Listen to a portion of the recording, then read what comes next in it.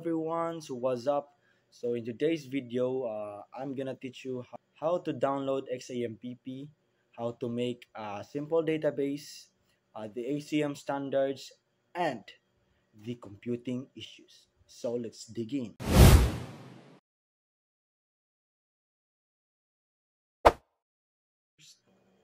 You're gonna pick any browser. So for me, I'm gonna pick Brave.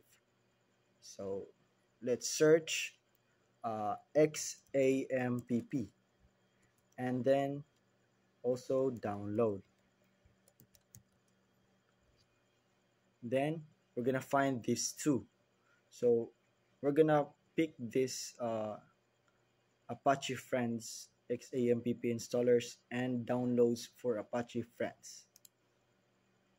So after we click that, there's choices, whether it's SAMP for Windows, SAMP for Linux, and SAMP for OS. So since I'm using Windows, so I'm gonna click this. So let's wait until it's gonna be downloaded.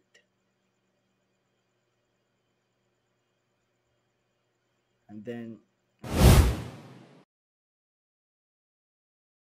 when making a simple database, the first thing we do is going to the app. The app was called SAMP Control Panel. So let's search the SAMP Control Panel. So here it is, right? So after we click it, uh, we select the Apache and MySQL and start it up.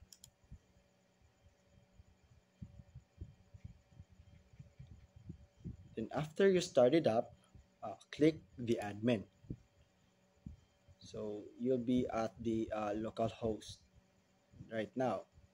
Then since we're making a new database, we're gonna click new.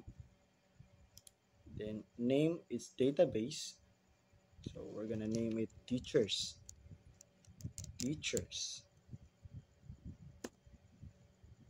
Then we're gonna name the table. So I'm gonna name this teachers info. Then this table name has 4 columns. So right. So the first column, I'm gonna name it name. Then the second column, I'm gonna name it last name.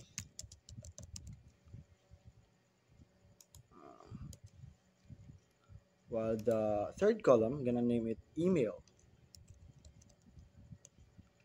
And the fourth column, I'm gonna name it age. So for name, the type I'll be using will be varchar, since name is a character. Also, the last name and the email, since all of them were character. While age uses numbers, so I'm using integer for it. Then for length values, I'm just gonna use 100 for it.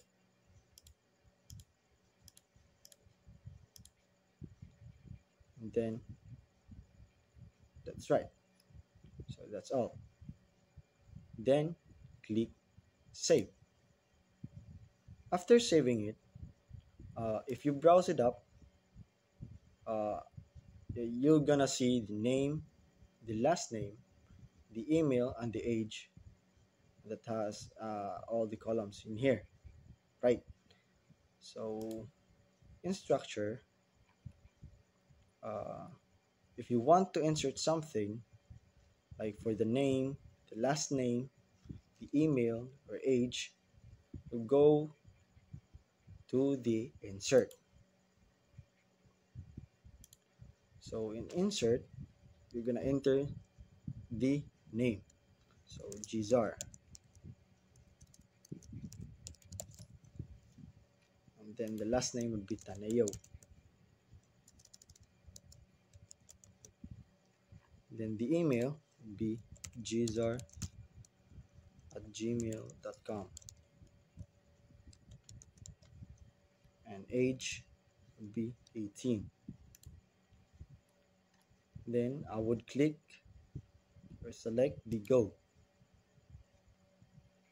Then if you go to the browse, you're going to see the name that has already an output, which is Gizar for the name, and for the last name will be Taneo, and for the email will be gizar@gmail.com, and age for 18. So if you want to export this, go to export, then I'm gonna select SQL for it, and then export.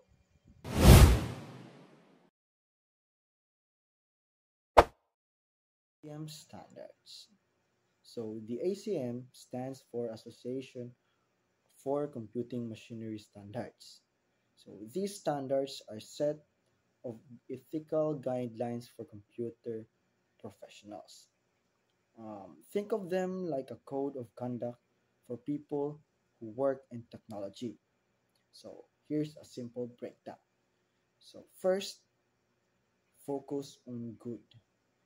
The ACM standards emphasizes using technology for good, like helping people, solving problems, and making the world a better place. And second, avoid harm. So they highlight the importance of being aware of the potential negative impacts of technology, such as privacy violation or job losses, and working to minimize them. And three, be honest and fair. The standards stress honesty, transparency, and treating everyone fairly regardless of their background.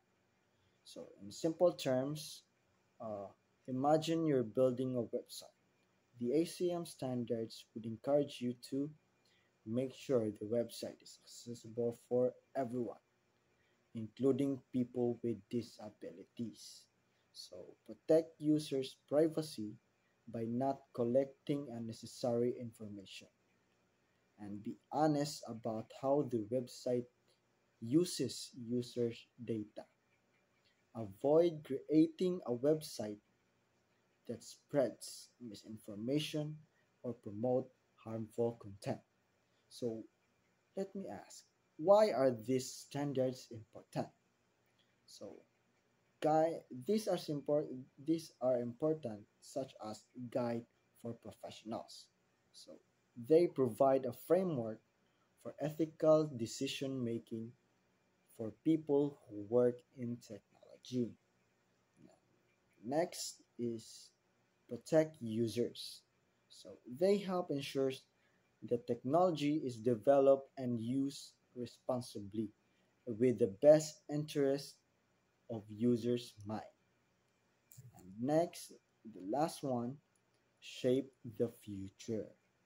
By following these standards, we can help create a more just and equitable future for everyone.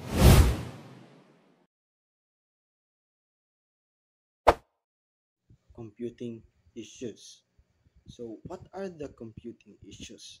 So, the first computing issues is cybersecurity and ransomware attacks. So, these attacks are malicious software that encrypts data and demands a ransom for its release. These attacks have been increasingly sophisticated and impactful, disrupting critical infrastructure and businesses. Is data breaches. So, data breaches is unauthorized access to sensitive information, leading to financial loss, reputational damage, potential legal consequences, phishing, and social engineering. So, what is phishing and social engineering? So, social engineering is a technique used by attackers to trick users into revealing sensitive information, such as passwords and financial details. Is privacy concerns, data collection, and surveillance. So, what are these? So, these are concerns surround the collection and use of personal data by governments, corporations, and other entities, often without adequate user consent or transparency. Algorithmic bias.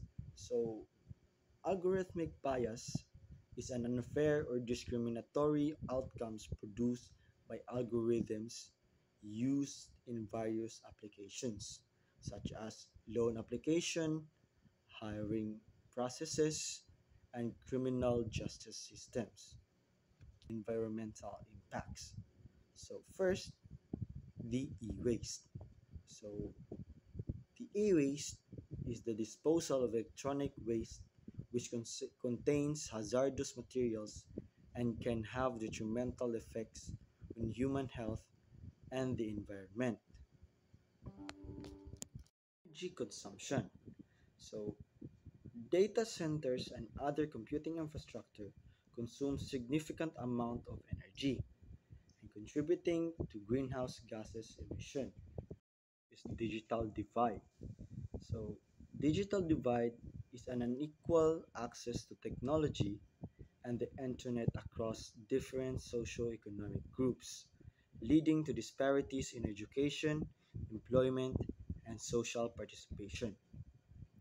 Next is social and ethical issues. So, the social and ethical issues are misinformation and disinformation. So, what is it? So, it is the rapid spread of false or misleading information online, impacting public opinion and societal discourse.